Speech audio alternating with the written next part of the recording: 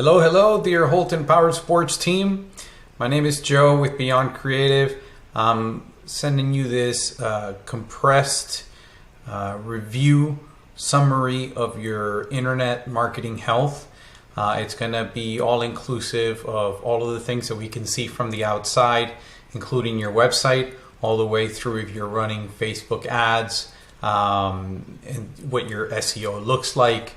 As many things as we can fit, and I'm going to try to do all of this in less than 10 minutes. You can actually speed this up if you want to go through it. I'll try to remove the filler words and the silence so it can be as quick as possible. Anyways, without further ado, let's go ahead and get started on your website, which has some pretty good movement, and it also conveys really well what it is that you guys do. So it does a good job at that.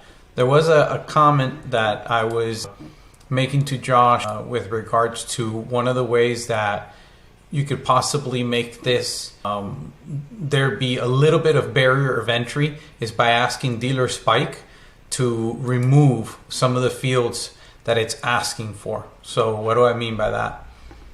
I don't know if this is a Dealer Spike outage. Let's see, but it's not showing me the contact us the way it's supposed to. Let's see. Okay, contact us. There we go. All right. So the idea was to keep multiples, odd numbers essentially. So 3, 5, 7 as far as the total number of fields. But the idea, what I was mentioning, was to do the first name, last name, email, phone number, and make those all 4 required, just like the location required. Make that the 5th required one. You can keep the comments and questions, but remove the address, city, and state. Mainly because some people that may not be as savvy, they may not see the asterisks here, and they may think that those are required fields, and they're not going to want to give you all of that information. So this a potential big barrier of entry here to look out for. Other than that, your website syncs nicely with both locations. You've got obviously your classification like you would on any other standard Dealer Spike site, and you're linking to your eBay store, your social. You've got search functionality, of course, to clickable phone number, and I'm giving you guys the good grades too, by the way. So I'm not just going over things that can improve, but I'm also telling you guys about the good things too. You've got the clickable address here as well. So all of those things are working for you. Now let's move on to online listings and citations, what we also call citations or directories. So online listings and citations directory audit. Now here's what you're going to find. The score basis here based off of how many listings it's able to find versus it's not able to find or whatnot. You've got your Google My Business, which is the probably most important one, not probably, for sure, the most important one. You've got it claimed. Your business phone number is textable, which is also excellent. Now let's go into the part where it needs a little work. The review, by the way, as far as your reviews, doing great there, okay? Now, where do you need some work? Listings, the accuracy of the listings. So you're gonna see that there's 39% inaccuracies in your business name, 17% in the address, and 42% in the number. So let's go down here to the listings. I'll show you what I mean. So as an example, okay, right here from Yelp to Google Places, you already see a disparity between Houlton Powersports in the name between one and the other. One says Houlton Powersports and RV Center. The other one just says Houlton Powersports. So, I mean, in my opinion, I would make all of them Houlton Powersports and RV Center, just so you can have as many as possible in here. And it's saying the word RV in it. It's better for you for the purposes of search engine optimization. Now you're going to notice some say no match. Those are likely that they just weren't created at all. And you want to have as many of these as you possibly can, because that's just going to be the more search potential that you're going to have. Here's another inconsistency too. For instance, on Facebook it says Houlton Power Space Sports, and then the vast majority of them it's Houlton Power Sports altogether. So again, those are things that are very important, creating those that you don't have and making sure every single one of them has the exact same address and the exact same phone number. There is a listing that is called Yext, or sorry, not a listing, a service that is called Yext. That's Y-E-X-T. They take care of actually manipulating all of these at once and controlling them. So, for instance, if there is a customer or an outsider that suggests an edit to your page and you don't get to it within the time allotted by Google, the change automatically takes place. With Yext, you lock in all of your information. So you tell it, I want this name to be the main name that goes on every single listing. I want this phone number to be the phone number that goes on every single listing. I want this address to be the address that goes on every single listing. And it will do that. It'll mirror it to all of the large ones, okay? And it'll also lock them as well. It'll lock the major ones so that there cannot be any change. There are some drawbacks to Yext. It's not very inexpensive per se. And they also ask you for a year commitment. And then when you no longer use them, your citations go back to the way they were before Yext ever came into the picture. So that is something that is noteworthy. Now let's keep moving along because I'm running the clock here. Let's go to your SEO overview. One thing I've noticed over the last 5 years is that there's a downward trend from pretty much since COVID hit.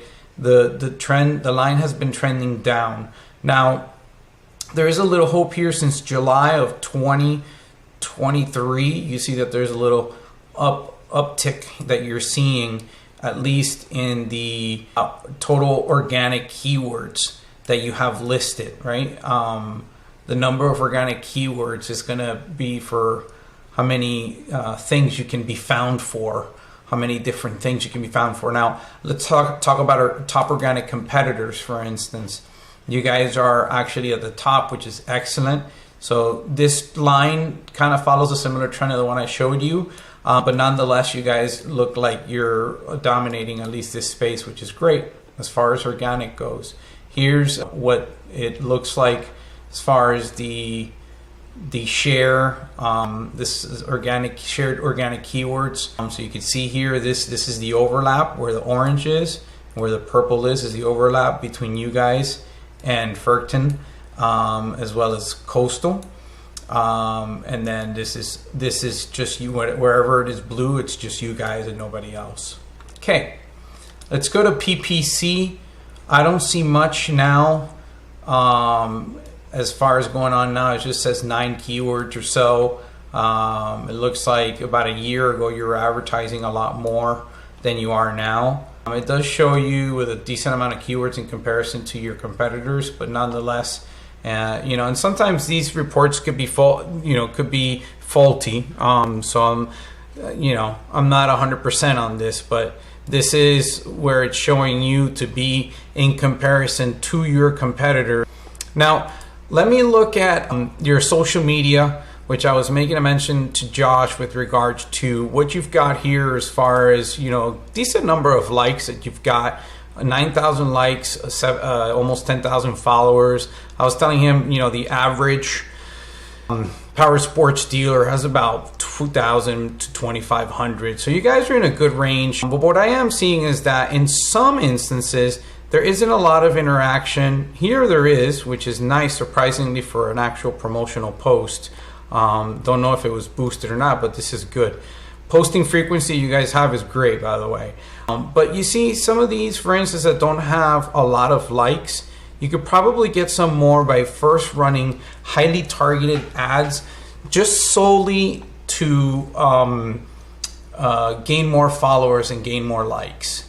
And by highly targeted, I mean like literally going into the Meta Ads Manager and then putting in there the specifics of what kind of group these people would be in, what kind of brands they prefer, just the whole works, and then have those people and grow your audience that way. So all of the organic content that you put and you post from now on is going to be able to really gain more traction.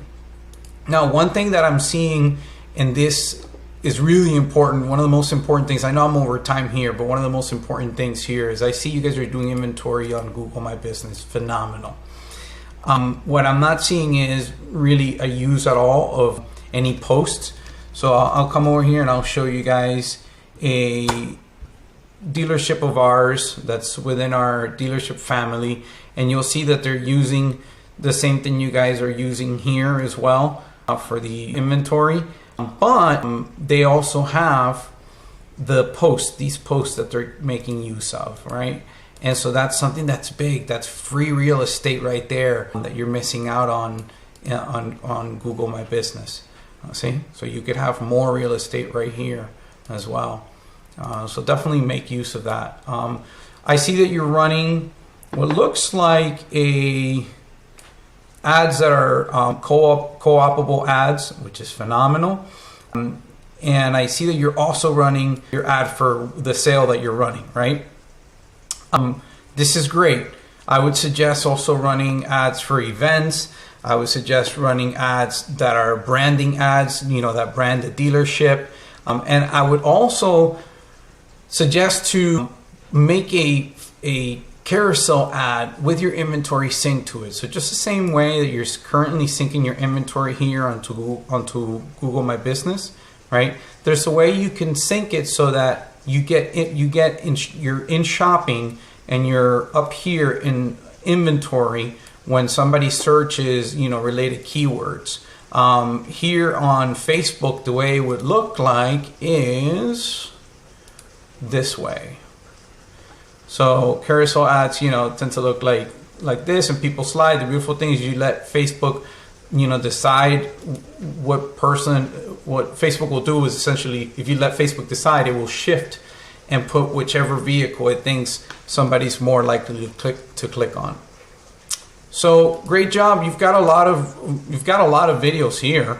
I would say, keep on doing walkarounds. Anything between 2 to 3 minutes is phenomenal. So you've got a lot of really good stuff here, but give yourself a little, another trailer, like another little return trailer, or just make like little intro video, and then add some playlists. But this is great. This is phenomenal. The fact that you have this channel, really good on your Instagram as well. I definitely commend you with that. So anyway, I hope that this was helpful. I wasn't quite able to keep it under 10 minutes, but under 15 for sure. If you have any questions, feel free to put them right here in the particular spot where where I made the comment that you may have brought up a question in your mind. Write it right there, and I will reply. Feel free to let me know any concerns. I hope that this was helpful. Thanks for watching.